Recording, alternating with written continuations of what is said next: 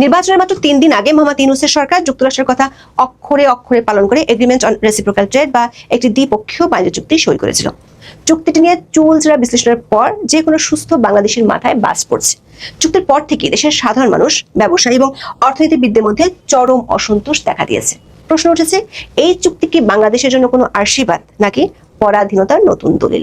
আমাদের প্রশ্ন হলো, চুক্তিটি কি সাংবিধানিক ধারা মেনে করা হয়েছিল? রাষ্ট্রপতি মোহাম্মদ শাহাবুদ্দিন বলেছেন, চুক্তিটি বাংলাদেশের সংবিধানের ধারা মেনে হয়নি।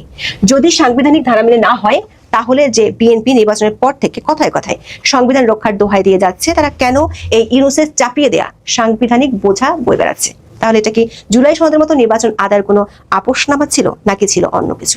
আবার যে জামাত ও এনসিপি কথায় কথায় দেশ বিরোধী চুক্তি ইস্যুতে ঢাকা না দিল্লি স্লোগান দিয়ে মাঠ কাঁপায়, তাদের মধ্যে মার্কিনের চুক্তি নিয়ে শুনশান নীরবতা কেন?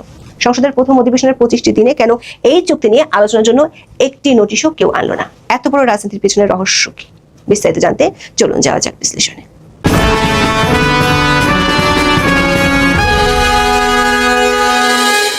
এই চুক্তির সবচেয়ে বড় সমালোচনা হচ্ছে এর ভারসাম্যহীনতা। সহজ কথায়, চুক্তিতে বাংলাদেশের উপর অসংখ্য শর্ত চাপিয়ে দেওয়া হয়েছে, কিন্তু মার্কিন যুক্তরাষ্ট্রের জন্য বাধ্যবাধকতা নেই বললেই চলে।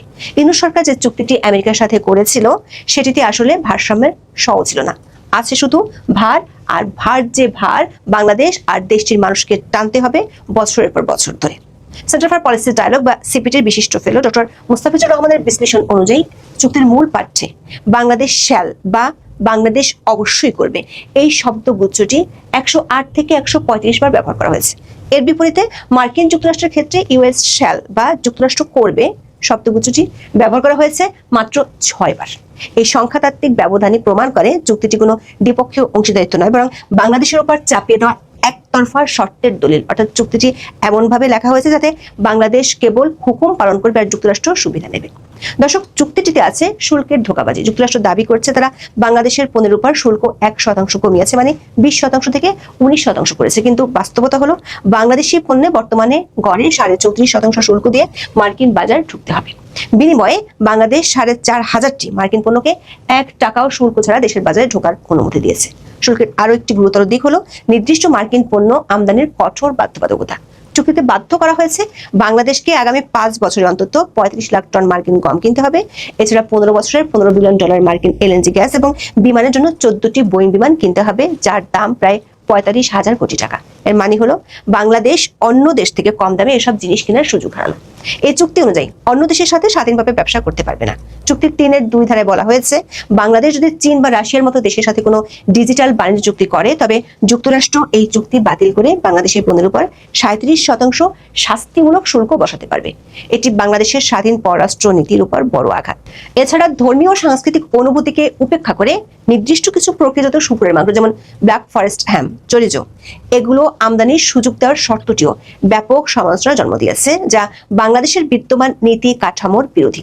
বিশ্লেষকরা বলছেন, এই চুক্তির ফলে স্বল্প মেয়াদে সবচেয়ে বড় আঘাত আসবে রাষ্ট্রের রাজস্ব খাতে।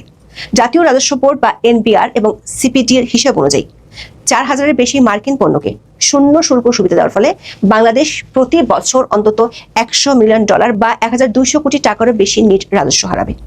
মধ্যমেয়াদে বাংলাদেশের কৃষি, দুগ্ধ ও পোল্ট্রি শিল্প ধ্বংসের মুখে পড়বে। চুক্তিতে মার্কিন ডেইরি, পোল্ট্রি এবং সয়াবিন পণ্যের জন্য যে শুল্কমুক্ত বাজার উন্মুক্ত করা হয়েছে, তার ফলে মার্কিন সরকারের ভর্তুকিপ্রাপ্ত সস্তা কৃষি পণ্য বাংলাদেশের বাজার দখল করবে। ওষুধের বাজারও এর প্রভাব হবে ভয়াবহ। মার্কিন পেটেন্ট বা মেধাস্বত্ব আইন মেনে চলতে গিয়ে আমাদের দেশের কোম্পানিগুলো আর সস্তায় ওষুধ তৈরি করতে পারবে না। দীর্ঘমেয়াদে এই চুক্তি বাংলাদেশকে এক গভীর ভূ রাজনৈতিক মেরুকরণের মধ্যে বন্দী করে ফেলবে। বিমানের মতো বড় মাপের ক্রয়ের ক্ষেত্রেও সস্তা ও উন্নত বিকল্প যেমন এয়ারবাসকে উপেক্ষা করে শুধুমাত্র মার্কিন বোয়িং কেনার বাধ্যবাধকতা রাষ্ট্রীয় কোষাগারের উপর দীর্ঘমেয়াদী ঋণের বোঝা চাপিয়ে দেবে, যা পদ্মা সেতুর নির্মাণ ব্যয়ের চেয়েও বেশি। এছাড়া রাশিয়ার সাথে পারমাণবিক বিদ্যুৎ কেন্দ্র বা চীনের সাথে প্রযুক্তিতে কাজ করার ক্ষেত্রে যুক্তরাষ্ট্রের অনুমতি নেওয়ার যে পরোক্ষ শর্ত আছে, তা বাংলাদেশকে একটি নির্দিষ্ট বলয়ে বন্দী করে ফেলবে। চুক্তির এসব সমালোচনার কথা আমাদের অনেকেই হয়তো এর মধ্যে জানেন। আজকে আমরা চুক্তিটি নিয়ে যে প্রশ্নটি তুলতে চাই, সেটি হলো, এই যে তড়িঘড়ি করে মোহাম্মদ ইউনূস চুক্তিটি করলো, সেটি কি বাংলাদেশের সর্বোচ্চ আইন মানে সংবিধান অনুযায়ী ঠিক আছে কিনা? বাংলাদেশের সংবিধানের 145-এর ক অনুচ্ছেদে আন্তর্জাতিক চুক্তি সম্পাদনের ক্ষেত্রে একটি সুনির্দিষ্ট সংসদীয় প্রক্রিয়ার কথা বলা হয়েছে। এই অনুচ্ছেদ অনুযায়ী বিদেশের সাথে সম্পাদিত সকল চুক্তি রাষ্ট্রপতির নিকট পেশ করতে হবে এবং রাষ্ট্রপতি তার সংসদে পেশ করার ব্যবস্থা করবেন। যদি কোনো চুক্তি জাতীয় নিরাপত্তার সাথে সংশ্লিষ্ট হয় তবে তা সংসদের গোপন অধিবেশনে পেশ করার বিধান রয়েছে। কিন্তু 9 ফেব্রুয়ারি এই বাণিজ্য চুক্তিটির ক্ষেত্রে দেখা গেছে এক চরম গোপনীয়তা। ইউনূসের আমলে সংসদ ছিল না, সেক্ষেত্রে তার সরকারের পক্ষ থেকে দাবি করতে পারে সংসদ যেহেতু ছিল না তাই সংসদে পাঠানোর কোনো বালাই নেই, কিন্তু রাষ্ট্রপতিকে জানানোর বাধ্যবাধকতা ছিল। দেখে আসি রাষ্ট্রপতি মোহাম্মদ শাহাবুদ্দিন কি বলছেন এই চুক্তিটি নিয়ে। 2026 সালের 21 ফেব্রুয়ারি শুক্রবার রাতে বঙ্গভবনে কালের কণ্ঠ নির্বাহী সম্পাদক হায়দার আলী এবং বিশেষ প্রতিনিধি জয়নাল আবেদিন রাষ্ট্রপতির একটি সাক্ষাৎকার নিয়েছিলেন। সাক্ষাৎকারে রাষ্ট্রপতি সরাসরি অভিযোগ করেন অন্তর্বর্তীকালীন সরকার মার্কিন যুক্তরাষ্ট্রের সাথে এই বাণিজ্য চুক্তিটি অত্যন্ত গোপনে সম্পাদন করেছে এবং এ বিষয়ে তাকে মৌখিকভাবে বা লিখিতভাবে কিছুই জানানো হয়নি। রাষ্ট্রপতিকে যখন কালের কণ্ঠ এই বিষয়ে প্রশ্ন করেছিল তখন তিনি যে উত্তর দিয়েছিলেন সেটি হুবহু এরকম, না কোনো কিছুই আমি জানি না, এরকম রাষ্ট্রীয় একটা চুক্তি অবশ্যই আমাকে জানানো দরকার ছিল, এটা ছোটখাটো হোক আর বড় কিছু হোক পূর্ববর্তী সরকার প্রধানরা রাষ্ট্রপতিকে জানিয়েছেন, এটি সাংবিধানিক বাধ্যবাধকতা, কিন্তু তিনি তা করেননি।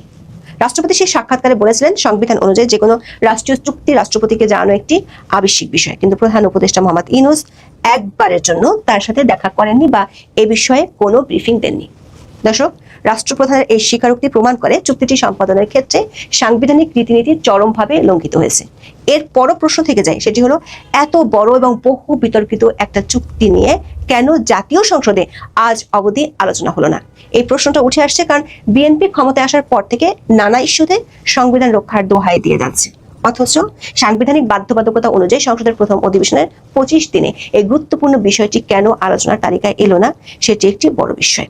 গত 12 মার্চ থেকে জাতীয় সংসদের প্রথম অধিবেশন বসেছিল। প্রথম অধিবেশনে মোট বৈঠক দিবস ছিল 25টি, অধ্যাদেশ তোলা হয়েছে 133টি, অধ্যাদেশগুলোর বিপরীতে বিল পাশ হয়েছে 91টি, সব মিলে মোট 94টি বিল পাশ হয়েছে।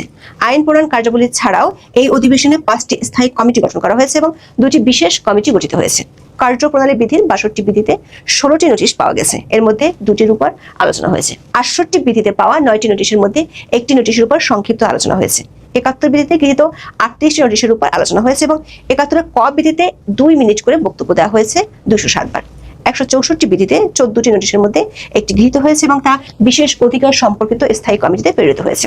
266 বিধিতে 3টি নোটিশ পাওয়া যায়, তার পরিপ্রেক্ষিতে 2টি বিশেষ কমিটি গঠিত হয়েছে। প্রশ্ন হলো, এত নোটিশের মধ্যে সংসদের প্রথম অধিবেশনে উপস্থিত থাকা 297 জন সদস্যের কেউ এখনো বিষয়টি সংসদে আলোচনার জন্য তুলল না। যদিও স্বতন্ত্র সদস্য রুমিন ফারহানা 29 এপ্রিল পয়েন্ট অফ অর্ডারে বিষয়টি উত্থাপন করার চেষ্টা করেছিলেন, তখন স্পিকার হাফিজউদ্দিন আহমেদ 301 বিধি উল্লেখ করে তাকে থামিয়ে দেন। স্পিকারের ব্যাখ্যা অনুযায়ী পয়েন্ট অফ অর্ডার শুধুমাত্র সংসদের চলমান শৃঙ্খলার সাথে সম্পর্কিত হতে পারে, কোনো নতুন প্রশ্ন তোলার জন্য এটি সঠিক ফোরাম নয়। তিনি রুমিন ফারহানাকে সরাসরি বিধি অনুযায়ী নোটিশ দিতে বলেন। রুমিন ফারহানা একটি বেসরকারি গণমাধ্যমকে বলেছেন তিনি 68 ধারায় নোটিশ আনেননি। এই ধারাতে যে শর্ত আছে সেটি তিনি পূরণ করতে পারতেন না বলে তিনি দাবি করেছেন। বাংলাদেশের জাতীয় সংসদের কার্যপ্রণালী বিধির 68 ধারা অনুযায়ী কোনো সদস্য জনগুরুত্বপূর্ণ সম্পন্ন যে কোনো বিষয় আলোচনার জন্য স্পিকারের কাছে নোটিশ দিতে পারেন। এই নোটিশ